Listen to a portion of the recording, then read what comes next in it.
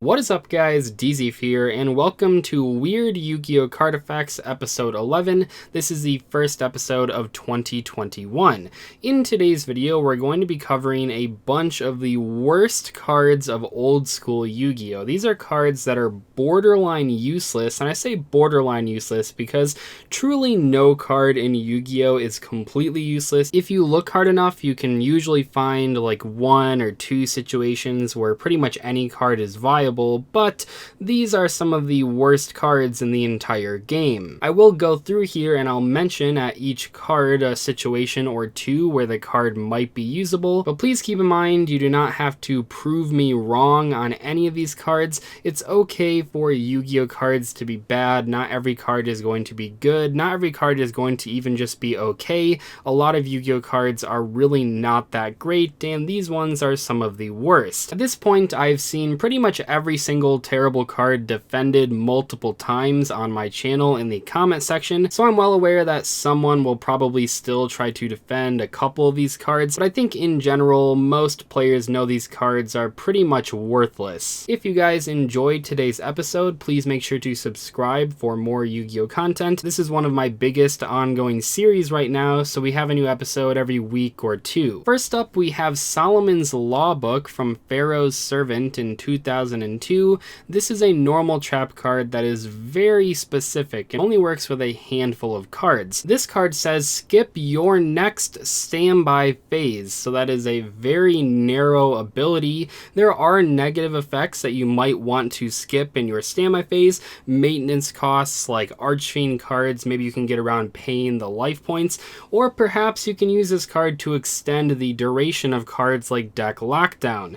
However, it's not really worth it to use an actual card to do this. The extra turn that you're getting or the life points that you are saving is not really that big of a payoff to warrant playing a normal trap card that does nothing else. Maybe if this was a continuous spell or trap that you could use over and over again, it would be better, but even in that case, it would still be pretty bad. Released in Metal Raiders back in 2002 for North America, we got Tainted Wisdom, a level 3 Dark Fiend monster with 1250 attack and 800 defense. Now the thing with this card that you'll notice is that the activation requirement is very awkward, but also the payoff is terrible, which is not a good combination. So Tainted Wisdom says if this attack position card is changed to face up defense position, shuffle your deck. We have seen good cards with similar activation conditions. I mean, obviously Clown Control was kind of a deck back in the day and those had similar requirements, but the payoff of shuffling your deck is absolutely terrible. Some people might say that you could use this to potentially put cards that were on top of your deck back into your deck if you don't want to draw them. Maybe you saw the top cards of your deck with like Big Eye or something, but in general, shuffling your deck is not really something that you should be using a card effect to do, because a lot of cards shuffle your deck automatically, even back in old school Yu-Gi-Oh! Apparently someone noticed that people were not using Tainted Wisdom, and 1 year later they printed Card Shuffle, the continuous spell version that is better in pretty much every way, but is still pretty bad. Card Shuffle says pay 300 life points to use this card's effect. Shuffle either your or your opponent's deck. You can only use this effect during your own turn once per turn. Here's the thing with Card Shuffle. It is better than Tainted Wisdom in every single way. The 300 life points is way easier than switching a monster from attack mode to defense mode, and also the ability to shuffle either player's deck is a lot more versatile, I suppose. That being said, still, the same thing applies here. Shuffling decks is not a good card effect. So many cards automatically do this. While not very good, I'm not going to say that Petite Moth and Cocoon of Evolution are completely useless cards. At least if you wait a few turns, you can summon a bigger monster, which is alright, I suppose. These cards never saw play, so I'm not going to say they were super competitive, but one of the cards in the evolution line, Larva Moth, is probably one of the worst cards in the game. Larva Moth is a level 2 Earth Insect with 500 attack and 400 defense. That is 200 more attack and defense than the original Petite Moth. This monster cannot be normal summoned or set. This card can only be special summoned by tributing a Petite Moth during your second turn after Petite Moth has been equipped with Cocoon of Evolution. Evolution. There's pretty much no reason you would ever want to summon this card, let alone play this card, even in a deck using Petite Moth and Cocoon of Evolution. There's just not really a big payoff here. Waiting a turn to summon a monster with 200 more attack and defense is actually pretty terrible considering you're losing the boost from the Cocoon of Evolution, which makes Petite Moth have 2000 defense. If you are truly playing a deck with Petite Moth, you would probably want to summon Great Moth or Perfectly Ultimate Great Moth, not this one because it's barely an upgraded form. In the TCG, we did not get this card until 2014, so not really old school, but in the OCG, this card was released in 1999.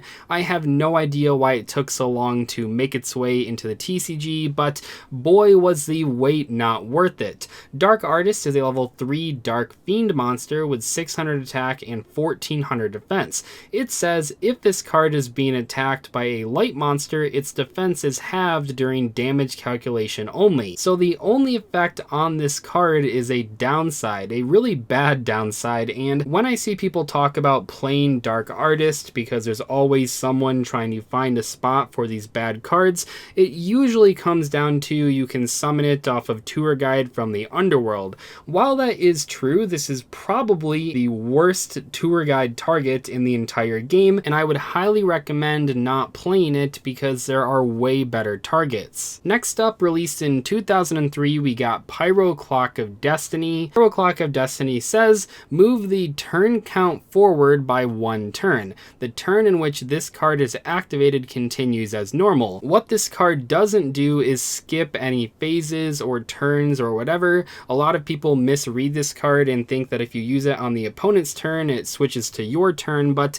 all it really does is move the turn count of cards that have turn counts forward by 1 turn. So you could use this against your opponent's like Sword of Revealing Light if you wanted to wait 1 less turn, or you could use it on your own Final Countdown to push the turn count forward. Realistically though, if you're playing Final Countdown, you would much rather have a stall card instead of Pyro Clock of Destiny, and if you were trying to beat a card like Swords, you would probably rather use MST or Heavy Storm or whatever. Pyro Clock of Destiny is very specific, much like Solomon's Lawbook, and it is also about as worthless. Of course, I have to talk about Pot of Generosity, by far the worst pot of spell card in the entire game. This thing says return 2 cards from your hand to your deck, then shuffle your deck. Basically, people always defend this card by saying you can put back your garnets to use cards like Brilliant Fusion, and while I understand where you're coming from, you already could just play Reload or Magical Mallet. Some players might say, well, you could use it in Infernity to make your hand size lower, but as we've seen when Infernity has been a competitive deck, they would rather just play good cards than cards like this. I know that might sound surprising, but playing a card just to lower your hand size is pretty much always a bad idea. For some reason, a lot of people really like this card and like talking about this card, but I personally don't really see it. This is easily one of the worst cards in all of Yu-Gi-Oh! Released in 2006, Goblin Out of the Frying Pan is just hilarious, and this is actually a very weird case because I think this card is actually better now than it was when it was first released. Still terrible, but let's take a look here. So Goblin Out of the Frying Pan says, pay 500 life points to negate the activation of a spell card and return it to the owner's hand. Now this was released in the same set as the same card, but for trap cards. That one's called Malfunction, and that one at least makes a little sense because trap cards have to be set before you use them, so bouncing it back to the hand is pretty decent. In the case of Goblin Out of the Frying Pan though, especially back in 2006, we did not see that many sort of hard once per turn spell cards, which meant in many situations you would bounce the card back to their hand and then they would use it again right away. Now of course this card can make your opponent pay for costs more than once. That could be kind of interesting with cards like Lightning Vortex that force your opponent to get rid of a card in their hand to use them, but especially back in 2006, many of these spell cards that we're seeing play did not have a true cost. They were just powerful spells that were able to do their effect without a drawback. Nowadays though, maybe Goblin Out of the Frying Pan is better. Perhaps you could make your opponent banish 20 cards to use 1 copy of Pot of Desires, but overall there are better cards in the format. What's the point of bouncing the card back to your opponent's hand when you could use something like Solemn Judgment and just completely negate it entirely? In 2006, we got Zone Eater, a card that a lot of people love making fun of. This is a level 1 water aqua with 250 attack and 200 defense. It says a monster attacked by this card will be destroyed during the end phase of the 5th turn after the attack.